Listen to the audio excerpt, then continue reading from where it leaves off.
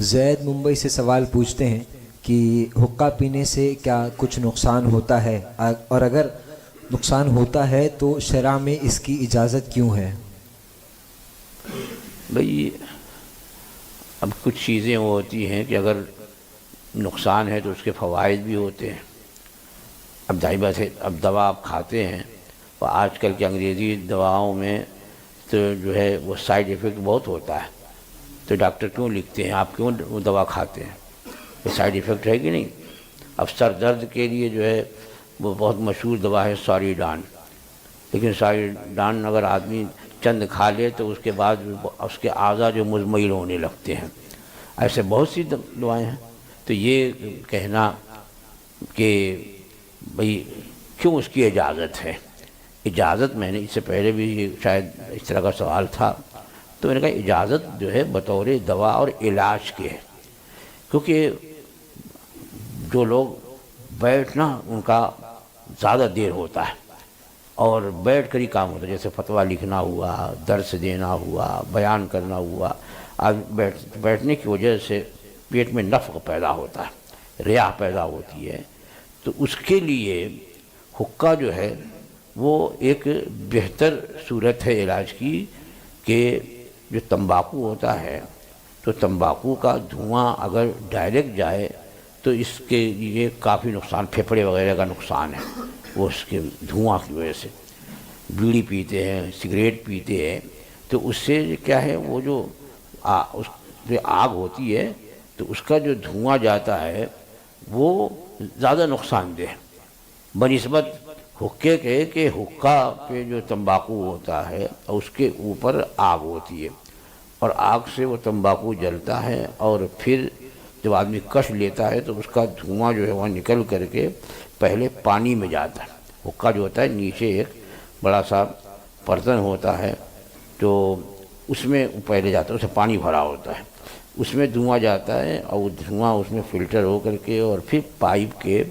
ذریعے آدمی کے منہ تک پہنچتا ہے اور پھر حلق سے نیچے جاتا ہے، پھر اس کو نکالتے ہیں۔ تو یہ جو دھواں فلٹر ہو گیا تو وہ جو اس کی تپش اور اس کی جو حرارت تھی جس کی وجہ سے پھیپھڑے وغیرہ، لینس وغیرہ کے نقصان پہنچنے کا اندیشہ تھا، وہ ختم ہو جاتا ہے۔ تو اس وجہ سے وہ پیتے تھے، اور وہ تمباکو جو ہے وہ اسی لیے ہوتا تھا کہ اس سے یہ نفخ اور ریاح وغیرہ دور ہوتی ہے، تو اس علاج کے لیے وہ پیتے تھے۔ اور شوقیہ پینا یہ منع ہے، شوقیہ جو ہیں وہ محفل لگی ہوئی ہے، تو لے تو دے کر کر کے جو ہے وہ ایک طرح سے موج مستی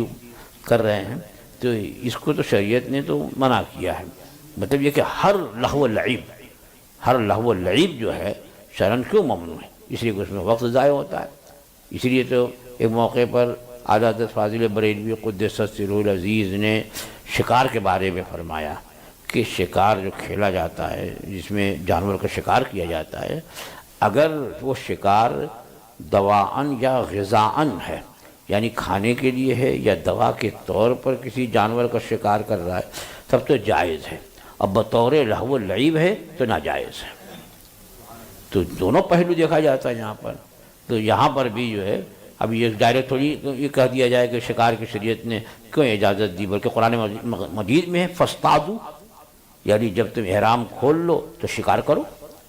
تو اب وہاں کیوں اجازت دی ہے؟ اس لیے کہ ضرورت ہوتی ہے لوگوں کو غذا کی، دوا کی، تو جانور کا شکار کرتے ہیں، اور اگر اس کی ضرورت نہیں ہے بطور لہو و لعب ہے، یعنی ایک یا تو خود وہ کھائے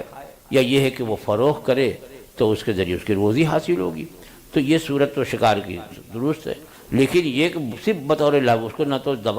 نہ غذا کی ضرورت ہے، نہ دوا کی ضرورت ہے، نہ پیسے کی ضرورت ہے، صرف وہ جو ہے اس لیے شوقیہ وہاں تک دیکھو میرا نشانہ کتنا صحیح ہے اور میں کتنی جلدی جو ہے وہ جانوروں کو جو کھیت کر دیتا ہوں، تو اس طرح سے اگر بطور لہو و لعب ہے تو وہ بھی ناجائز ہے۔ تو جہاں دو پہلو ہوں، دونوں پہلو کو مد نظر رکھتے ہوئے جواز اور عدم جواز کا حکم ہوتا ہے۔